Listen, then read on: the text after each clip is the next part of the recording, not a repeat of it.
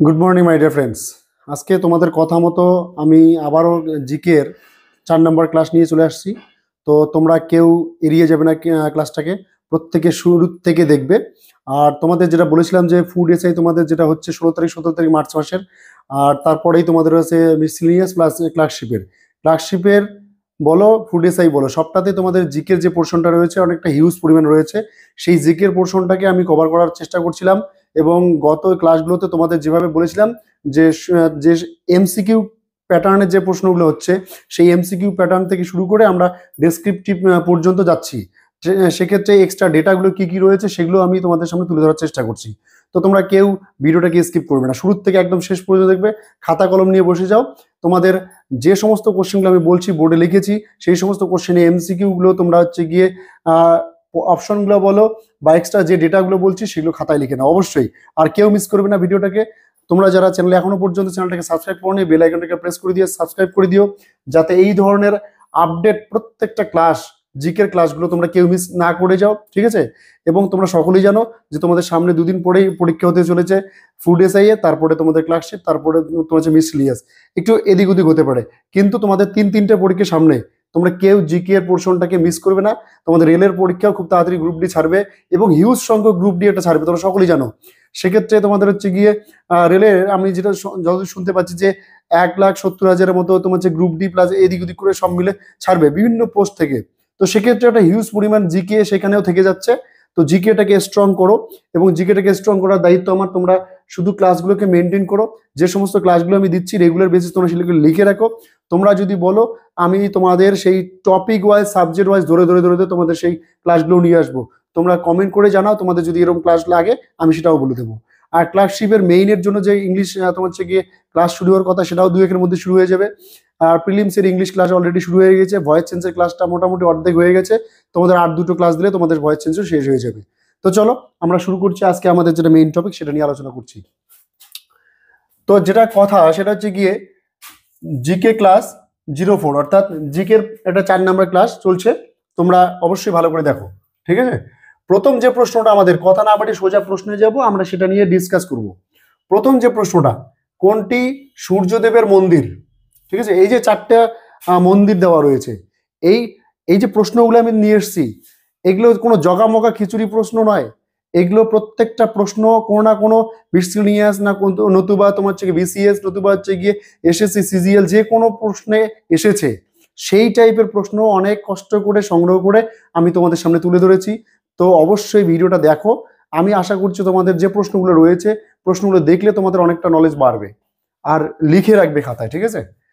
তো কোনটি সূর্যদেবের মন্দির? 1 নম্বর হচ্ছে কোণারকের মন্দির, 2 নম্বর তিরুপতি, 3 নম্বর হচ্ছে গিয়ে অজন্তা ইলোরা, 4 নম্বর পুষ্কর মন্দির। এই 4টের মধ্যে তোমরা করার চেষ্টা করো, আমি বলে দিচ্ছি, ঠিক আছে? ভিডিওটাকে পজ করে তোমরা নিজেরা করার চেষ্টা করবে যে কোনটা উত্তর ঠিক, ঠিক আছে? আর তোমরা যখন করবে কমেন্ট বক্সে অবশ্যই জানাবে যে কোন অপশনটা হচ্ছে, ঠিক আছে? তো তোমাদের উত্তর হবে গিয়ে কোণারকের মন্দির। তাহলে সূর্যদেবের মন্দির কোনটা? কোণারকের মন্দির। এখান থেকে এক্সট্রা ডেটা আমরা কি পাবো?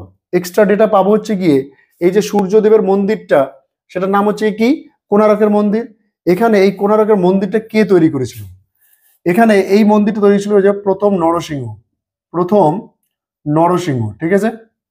এটাকে লিখে রাখো খাতায়, প্রথম নরসিংহ, ঠিক আছে? এই সম্রাট এই কোণারকের মন্দিরটাকে প্রতিষ্ঠা করেছিল বা স্থাপন করেছিল। এবার এখানে আর কি ডেটা পাবো আমরা? এখানে আর ডাটা পাবো হচ্ছে গিয়ে, যেমন ব্ল্যাক প্যাগোডা নাম শুনেছো তোমরা, খুব ইম্পর্টেন্ট একটা প্রশ্ন। ব্ল্যাক প্যাগোডা এটা বলা হয় সূর্য মন্দিরকে বা সূর্যদেবের মন্দিরকে, সূর্য মন্দিরকে, ঠিক আছে? সূর্য মন্দির বা সূর্যদেবের মন্দির, ঠিক আছে? আর তোমার হচ্ছে গিয়ে হোয়াইট যে প্যাগোডা রয়েছে, হোয়াইট প্যাগোডা, এটা বলা হয় তোমার হচ্ছে গিয়ে জগন্নাথের মন্দিরকে, জগন্নাথের মন্দিরকে, ঠিক আছে? বুঝতে অসুবিধা হলে তোমরা বলবে, ঠিক আছে? লেখা আমার অতটা ভালো নয়। তোমরা ব্ল্যাক প্যাগোডা কাকে বলছি তাহলে? সূর্যদেবের মন্দিরকে। হোয়াইট প্যাগোডা কাকে বলছি আমরা? জগন্নাথের মন্দিরকে। এখানে 2টা ডেটা পেলাম। এখানে এক্সট্রা ডেটা পেয়েছিলাম যে কোণারকের মন্দিরটা কে স্থাপন করেছিল? প্রথম নরসিংহ বর্মন। তাহলে এই হলো আমাদের এই প্রথম প্রশ্ন থেকে এক্সট্রা 3টে ডেটা পেলাম। এগুলো সুন্দর করে খাতায় লিখে রাখো তোমরা। এরপরে 2 নম্বর প্রশ্ন আমাদের রয়েছে। 2 নম্বর প্রশ্ন কি রয়েছে? জোয়ারপূর্ণ বন বলা হয়। 1 নম্বর অপশন রয়েছে চিরহরিৎ অরণ্যকে, 2 নম্বর মরশুম অরণ্যকে, 3 নম্বর সরলবর্গীয়, নাকি ম্যানগ্রোভ অরণ্যকে। কোন অপশনটা ঠিক হবে তোমরা করার চেষ্টা করো, ভিডিওটাকে পজ করে আমি বলে দিচ্ছি। তো নিশ্চয়ই তোমরা করেছো, যারা করনি তোমরা দেখে নাও উত্তরটা। এটা উত্তর হবে জোয়ারপূর্ণ বন বলা হয় ম্যানগ্রোভ অরণ্যকে। ঠিক আছে, ম্যানগ্রোভ অরণ্যকে বলা হয় জোয়ারপূর্ণ বন। কেন বলা হয় এক্সট্রা ডেটা হিসেবে এটুকু একটু শুনে নাও। ম্যানগ্রোভ অরণ্যকে জোয়ারপূর্ণ বন এই জন্য বলা হয় কারণ ম্যানগ্রোভ অরণ্যে যে তোমার হচ্ছে গিয়ে মৃত্তিকাটা থাকে, সেই মৃত্তিকাটা বেশিরভাগ সময়ে তোমার হচ্ছে গিয়ে জোয়ারের জলে পরিপূর্ণ থাকে। বোঝা গেল কথাটা? পুরো ম্যানগ্রোভ অরণ্যটাই জোয়ারের জলে পরিপূর্ণ থাকে। এটার কারণ কি? এটার কারণ হচ্ছে গিয়ে তোমাদের হচ্ছে গিয়ে ওই ম্যানগ্রোভ অরণ্যটা তোমার যে সমুদ্রের উপকূলবর্তী স্থানে অবস্থিত, যার ফলে সমুদ্রের জোয়ারের জলগুলো সেই ম্যানগ্রোভ অরণ্যের মধ্যে প্রবেশ করে। এটাই হচ্ছে গিয়ে ম্যানগ্রোভ অরণ্যটা জোয়ারের জলে পরিপূর্ণ হওয়ার একটা কারণ। গেল আমাদের এটা। 3 নম্বর প্রশ্ন কি বলেছে? মৌর্য বংশের প্রতিষ্ঠাতা। অ্যাকচুয়ালি মৌর্য বংশের প্রতিষ্ঠাতা বলতে আমি প্রশ্নগুলো অনেক বড় বড় প্রশ্ন দেওয়া ছিল, সেখানে আমি সেটাকে সুন্দর করে সোজা করে লিখে দিয়েছি। তোমরা জাস্ট উত্তরটা বোঝার চেষ্টা করো, থটটা বোঝার চেষ্টা করো যে আমি কি বলতে চাচ্ছি। মৌর্য বংশের প্রতিষ্ঠাতা কে? প্রতিষ্ঠাতা অশোক, বিন্দুসার, নাকি চন্দ্রগুপ্ত, নাকি বিম্বিসার? কোন উত্তরটা হবে তোমরা করার চেষ্টা করো, আমি করে দিচ্ছি। এখানে উত্তর তোমরা পজ করে করার চেষ্টা করো। আমি জানি অনেকেই করছো, হ্যাঁ, কোশ্চেনগুলো তোমাদের হচ্ছে কি সোজা মনে হবে, কিন্তু সোজা মনে হলেও হবে না, আমি এক্সট্রা ডেটা দিচ্ছি এখানে, সেই জন্যই গুরুত্বপূর্ণ ক্লাসটা। আমার ক্লাসের সব থেকে গুরুত্বপূর্ণ যেটা ভাইটালিটি, সেটা হচ্ছে কি সব থেকে যেটা বেশি প্রয়োজন তোমাদের, সেটা হচ্ছে গিয়ে অপশনের সঙ্গে সঙ্গে আমি এক্সট্রা কিছু ডেটা দিচ্ছি, যে ডেটাগুলো তোমাদের পরীক্ষা প্রচুর হেল্প করবে। পরীক্ষা না দিলে তোমরা বুঝতে পারবে না। তো কি বলছে? মৌর্য বংশের প্রতিষ্ঠাতা উত্তর হবে গিয়ে হচ্ছে গিয়ে চন্দ্রগুপ্ত মৌর্য। আমরা সকলে কম বেশি জানি চন্দ্রগুপ্ত মৌর্য। এখানে আমরা এক্সট্রা ডেটা কি পাবো? এখানে এক্সট্রা ডেটা পাবো এই চন্দ্রগুপ্ত মৌর্য কবে মৌর্য বংশটাকে প্রতিষ্ঠা করেছিল। এটা সালটা লিখে নাও তোমরা, 324 খ্রিস্টপূর্বাব্দ।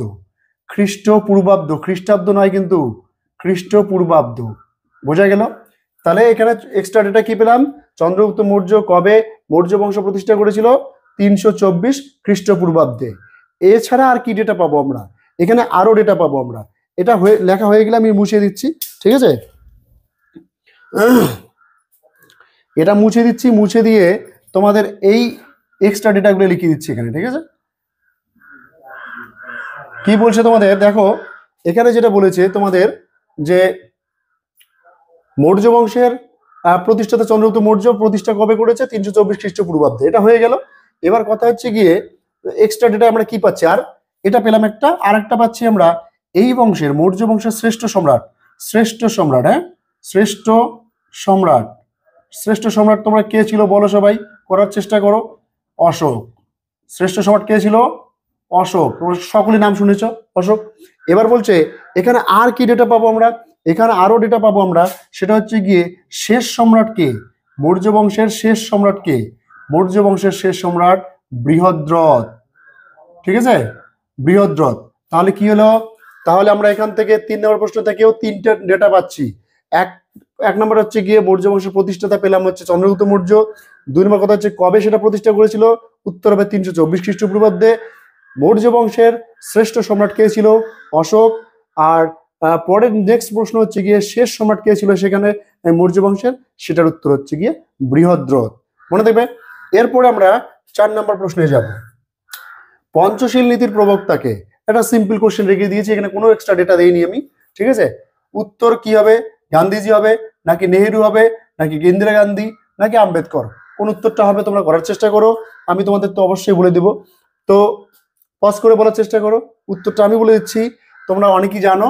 সেটা উত্তর হচ্ছে গিয়ে পঞ্চশীল নীতির প্রবক্তা হচ্ছে গিয়ে জওহরলাল নেহেরু। জওহরলাল নেহেরু। এই জওহরলাল নেহেরু কি? এটা কম বেশি সকলেই জানো, এটা সোজা একদম, এক্সট্রা কোনো ডেটা নয় এটা, তবু বলে দিচ্ছি। জওহরলাল নেহেরু কিন্তু আমাদের ভারতের প্রথম প্রধানমন্ত্রী, ঠিক আছে? জওহরলাল নেহেরু ভারতের প্রথম প্রধানমন্ত্রী। এরপর আমরা যাব 5 নম্বর। নেক্সট প্রশ্ন কি রয়েছে? কোন নদীর শাখা নদী রিহান্দ? রিহান্দ একটা কিন্তু শাখা নদী, কিন্তু এই শাখা নদীটা কোন নদীর শাখা নদী এটা জানা জরুরি। প্রশ্ন অপশন কি ছিল? সোন নদী, যমুনা, চম্বল, নর্মদা। কোন নদীটার শাখা নদী হচ্ছে রিহান্দ? আমরা অপশন দেখলাম, এবার উত্তর করার চেষ্টা করব। উত্তর কি হবে দেখো, চারটার মধ্যে তোমরা করার চেষ্টা করো। উত্তর হবে হচ্ছে গিয়ে সোন। সোন নদীর উপনদী হচ্ছে গিয়ে বা শাখা নদী হচ্ছে গিয়ে রিহান্দ। তাহলে কি বলছে? সোন নদীর শাখা নদী কি? এই রিহান্দ। এই রিহান্দটা কোথায় অবস্থিত? রিহান্দটা কোন নদী, কোন জায়গায়, কোন রাজ্যের মধ্যে দিয়ে প্রবাহিত হয়েছে? এটা লিখে নাও তোমরা। এটা হচ্ছে রিহান্দটা হচ্ছে গিয়ে একদিকে ছত্তিশগড়, ঠিক আছে, ছত্তিশগড়, হ্যাঁ, ছত্তিশগড় ও উত্তরপ্রদেশের মধ্য দিয়ে প্রবাহিত হয়েছে। উত্তর প্রদেশের মধ্য দিয়ে, ঠিক আছে, উত্তরপ্রদেশের মধ্য দিয়ে, ঠিক আছে। এক্সট্রা ডেটা হিসেবে আমরা এটুকু পেলাম, ঠিক আছে। তাহলে কি হলো যে কোন নদীর শাখা নদী হচ্ছে রিহান্দ? সেটা হচ্ছে সোন নদীর শাখা নদী রিহান্দ। এটা কোন দিক থেকে কোথায় প্রবাহিত হয়েছে? তোমার হচ্ছে কি ছত্তিশগড় ও উত্তরপ্রদেশের মধ্য দিয়ে প্রবাহিত হয়েছে। আমাদের নেক্সট যে প্রশ্ন সেটা কি দেখো, নেক্সট যেটা প্রশ্ন রয়েছে যে পূর্ণ স্বরাজ ঘোষণা করা হয়। পূর্ণ স্বরাজ, প্রশ্নটা অনেক বড় ছিল, আমি শর্টে লিখেছি। জাতীয় কংগ্রেসের যে পূর্ণ স্বরাজ রয়েছে, সেই জাতীয় কংগ্রেসের পূর্ণ স্বরাজটা ঘোষণা করা হয় কবে? ঘোষণা করা হয় সেটা দেখো, 15ই আগস্ট 1930, 26শে জানুয়ারি 1930, 15ই আগস্ট 1942, তোমার হচ্ছে 26শে জানুয়ারি 1942। কোন অপশনটা হবে? তোমরা ক্লিক করার চেষ্টা করো, ভিডিওটাকে পজ করে উত্তর করার চেষ্টা করো। আমি বলে দিচ্ছি, এটার উত্তর হবে হচ্ছে গিয়ে 26শে জানুয়ারি 1930। অর্থাৎ 1930 সালে 26শে জানুয়ারি প্রথম পূর্ণ স্বরাজ ঘোষণা করা হয়। এখানে আমরা এক্সট্রা ডেটা কি পাবো? এখানে আমরা এক্সট্রা ডেটা পাবো হচ্ছে গিয়ে যে 1930 খ্রিস্টাব্দে 26শে জানুয়ারি যেখানে এই তোমার হচ্ছে পূর্ণ স্বরাজের ঘোষণাটা করা হয়, সেখানে একটা নদী ছিল, নদীটার নাম হচ্ছে রাভি নদী, ঠিক আছে। কোন নদী? রাভি নদী, ঠিক আছে। এই রাভি নদীর তীরে এই পূর্ণ স্বরাজের দাবিটা ঘোষণা করা হয়। কিন্তু এখানে আর কি ডেটা রয়েছে? এই সময় কংগ্রেসের সভাপতি কে ছিল? এই সময় কংগ্রেসের সভাপতি ছিল জে এল নেহেরু, অর্থাৎ জওহরলাল নেহেরু, ঠিক আছে। বোঝাতে পেলাম কি বলছে? তাহলে পূর্ণ স্বরাজের ঘোষণা করা হয় 26শে জানুয়ারি 1930 খ্রিস্টাব্দে। সেটা কোথায় করা হয়? আমাদের রাভি নদীর তীরে। আর তোমার হচ্ছে এই সময় জাতীয় কংগ্রেসের সভাপতি কে ছিল? জে এল নেহেরু বা জওহরলাল নেহেরু। পরবর্তী প্রশ্নে যাব আমরা। এটা সিম্পল একটা প্রশ্ন দিয়েছি, সংযুক্তা পাণিগ্রাহী ছিলেন বা কে ছিলেন?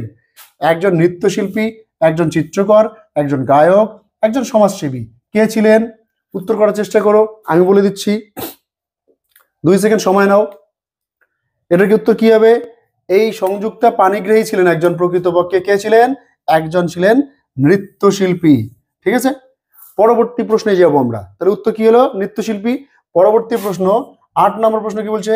সোডিয়াম কার্বনেট, নাম শুনেছি আমরা সকলেই। সোডিয়াম কার্বনেট কি হিসেবে পরিচিত বা কি নামে পরিচিত?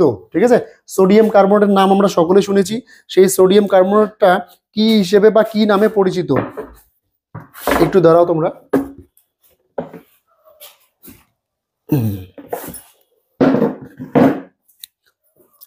তো যেটা বলছিলাম, সোডিয়াম কার্বনেট কি নামে বা কি হিসেবে পরিচিত? অপশনগুলো দেখো, চুন হিসেবে, সোডা হিসেবে, গ্লাস হিসেবে, কোয়ার্টাস হিসেবে। কোনটা কি নামে পরিচিত সোডিয়াম কার্বনেটটা? উত্তর করার চেষ্টা করো, আমি উত্তর বলে দিচ্ছি।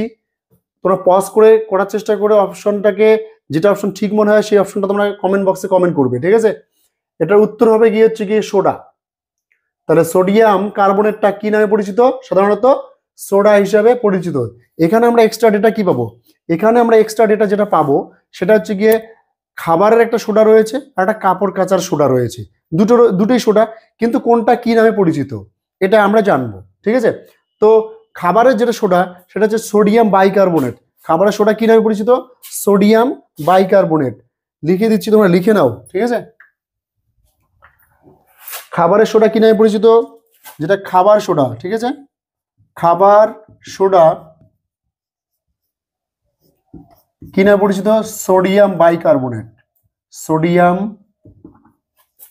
বাইকার্বনেট, ঠিক আছে। কার্বনেট গেল, সোডিয়াম বাইকার্বনেট। আর যেটা আমাদের হচ্ছে কাপড় কাচার সোডা, কাপড় কাচতে যে সোডা ইউজ করি আমরা, সেই কাপড় কাচার সোডাটা হচ্ছে গিয়ে কাপড়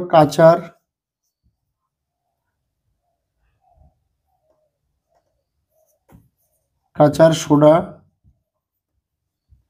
সেটা কি নামে পরিচিত? সোডিয়াম কার্বনেট নামে পরিচিত। ঠিক আছে, যেটা তোমাদের প্রশ্নে আছে সোডিয়াম কার্বনেট। বুঝতে পেলাম?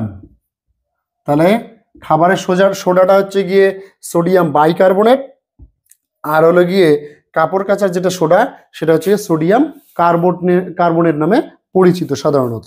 গেল, তোমরা লিখে নাও, খাবার সোডা সোডিয়াম বাইকার্বনেট, কাপড় কাচার সোডা হচ্ছে গিয়ে সোডিয়াম কার্বনেট।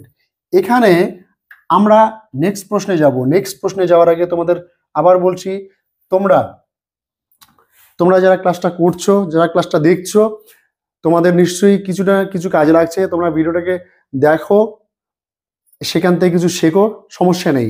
কিন্তু তোমরা যারা চ্যানেলটাতে নতুন এখনো, অবশ্যই চ্যানেলটাকে সাবস্ক্রাইব করে বেল আইকনটাকে প্রেস করে দিও, কিন্তু এই ধরনের ক্লাস তোমরা যাতে প্রত্যেকটা মুহূর্তে সবার আগে পেয়ে যাও। ঠিক আছে?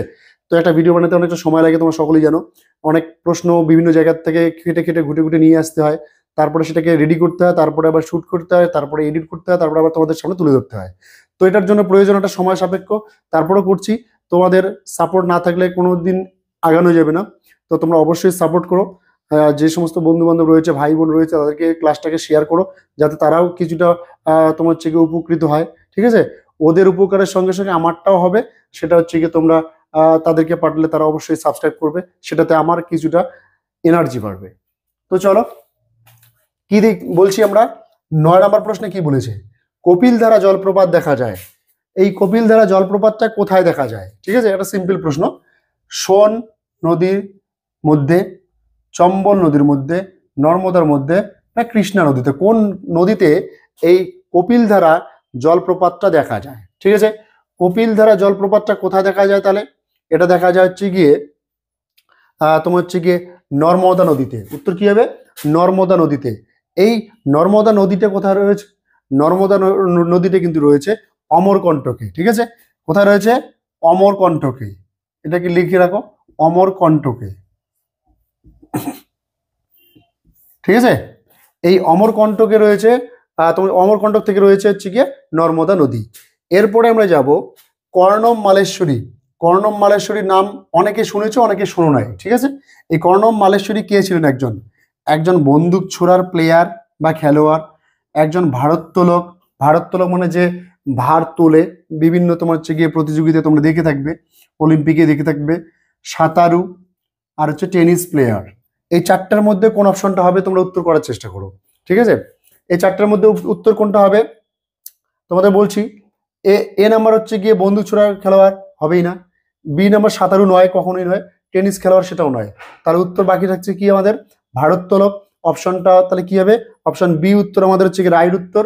এবার এই ভারোত্তোলক, এই কর্ণম মালেশ্বরী সম্পর্কে দুটি চারটা তথ্য আমাদের জানা দরকার। কর্ণম মালেশ্বরী কি? কর্ণম মালেশ্বরী হচ্ছে গিয়ে আমাদের ভারতের প্রথম মহিলা, যিনি হচ্ছে গিয়ে অলিম্পিকে প্রথম কোনো পদক পেয়েছিলেন। বুঝতে পেলাম?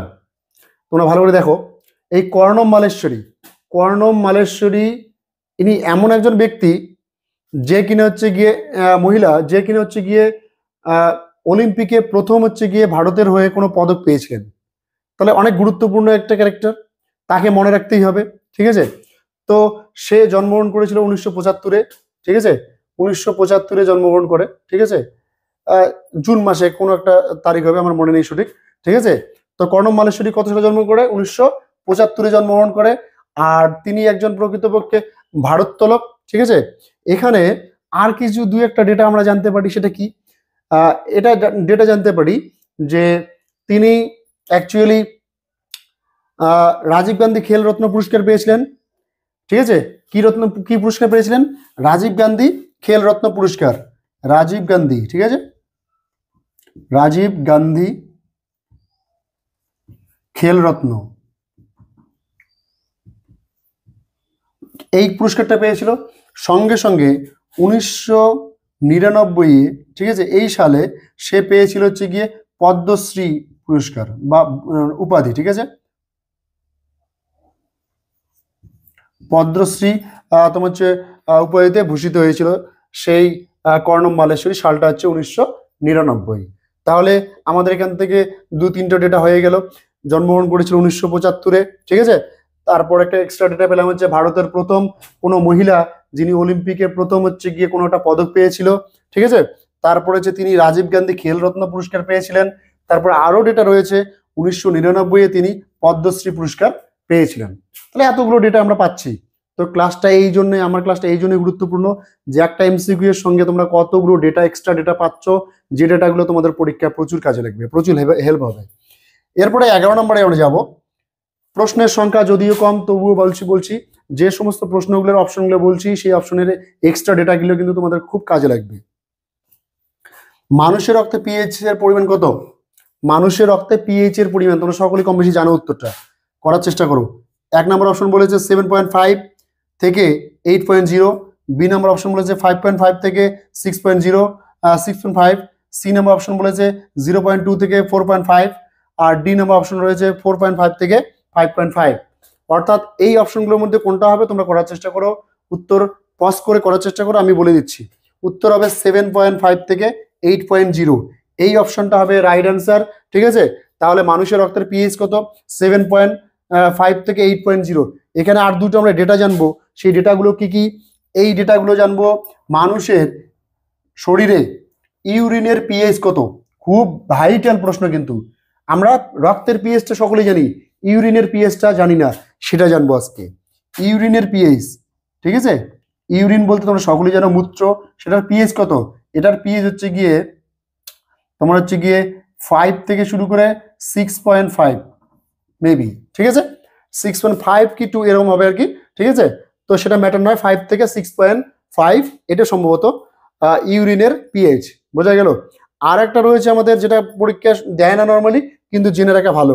আমাদের শরীরে যেটা রয়েছে গ্যাস্ট্রিক, ঠিক আছে, গ্যাস্ট্রিক জুইস যেটাকে বলি আমরা, জুস যেটা বলি, এই গ্যাস্ট্রিক জুস আমার শরীরে রয়েছে, সেটার পিএইচ এর মান কত?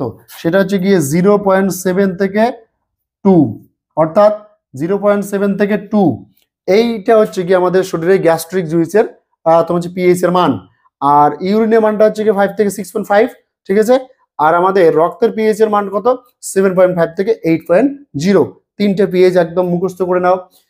রক্তের পিএইচ হচ্ছে 7.5 থেকে 8.0, আর ইউরিনের পিএইচ হচ্ছে গিয়ে 5 থেকে 6.5, আর গ্যাস্ট্রিক জুইসের তোমার পিএইচ এর মান হচ্ছে গিয়ে 0.7 থেকে 2। এই হলো তোমার হচ্ছে আমাদের কয়েকটা পিএইচ।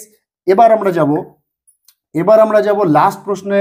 লাস্ট প্রশ্নে যাওয়ার আগে আবার বলছি, তোমরা প্রত্যেককেই চ্যানেলটাকে অবশ্যই সাবস্ক্রাইব করে যাবে, নতুন চ্যানেল, সেদিক থেকে তোমাদের সাপোর্ট অবশ্যই প্রয়োজন। রাইবোফ্লাভিন, এখানে অনেক ডেটা রয়েছে। রাইবোফ্লাভিন, ঠিক আছে, অর্থাৎ কোন ভিটামিনকে রাইবোফ্লাভিন বলা হয়? এটা আমাদের প্রশ্ন ছিল, আমি শর্টে লিখেছি রাইবোফ্লাভিন বলা হয় vitamin B1, vitamin B2, vitamin B3, vitamin C, K. অর্থাৎ কোন ভিটামিনটাকে রাইবোফ্লাভিন বলা হয়? তোমরা উত্তর করার চেষ্টা করো। এটার সঠিক উত্তর হবে গিয়ে B2, অর্থাৎ ভিটামিন B2 কে বলা হয় রাইবোফ্লাভিন, ঠিক আছে, যেটাকে আমরা রাসায়নিক নামও বলি, ঠিক আছে। অর্থাৎ রাইবোফ্লাভিনটা হচ্ছে কি ভিটামিন B2 এর রাসায়নিক নাম বলতে পারি। আর এক্সট্রা ডেটা আমরা কি পাবো? এখানে এক্সট্রা ডেটা এটাই পাবো, ভিটামিন B1টা হচ্ছে গিয়ে থায়ামিন, ঠিক আছে, থায়ামিন লিখে রাখো। ভিটামিন বিটা কি? ভিটামিন B1 এর রাসায়নিক নাম কি? থায়ামিন। B2 এরটা তো পেয়ে গেলাম, রাইবোফ্লাভিন, ঠিক আছে। আর B3টা হচ্ছে কি? নিয়াসিন, নিয়াসিন লিখে রাখো সকলে, ঠিক আছে। তাহলে B3-র তোমার হচ্ছে রাসায়নিক নাম কি, বা তোমার হচ্ছে কি B3 কে কি বলা হয়? নিয়াসিন বলা হয়, ঠিক আছে। আর ভিটামিন B6 কে বলা হয়, বা এর রাসায়নিক নামটা কি? Ascorbic acid. ভিটামিন B6 এর রাসায়নিক নাম কি? অ্যাসকর্বিক অ্যাসিড, ঠিক আছে, অ্যাসকর্বিক অ্যাসিড। তাহলে কি হলো? আমাদের এই লাস্ট 12 নম্বর প্রশ্ন থেকে কয়টা এক্সট্রা ডেটা পেলাম? তিনটা। রাইবোফ্লাভিনের রাসায়নিক B2 এর রাসায়নিক নাম হচ্ছে গিয়ে রাইবোফ্লাভিন, B1 এর ভিটামিন B1 এর রাসায়নিক নাম হচ্ছে থায়ামিন, B3 ভিটামিন B3 এর তোমার রাসায়নিক নাম হচ্ছে নিয়াসিন, ঠিক আছে? আর ভিটামিন B6 এর রাসায়নিক নাম হচ্ছে গিয়ে অ্যাসকর্বিক অ্যাসিড। তো এই গেল আমাদের আজকের ক্লাস। তোমাদের যদি সামান্য কাজে লাগে তো অবশ্যই সাপোর্ট করো, সঙ্গে থেকো। নেক্সট ক্লাস আবার আসবে তোমরা ততক্ষণ পর্যন্ত ঠিকঠাক পড়াশোনা করো। আবার নতুন একটা ক্লাসে দেখা হবে। ততক্ষণ পর্যন্ত ভালো থেকো, সুস্থ থেকো। জয় হিন্দ।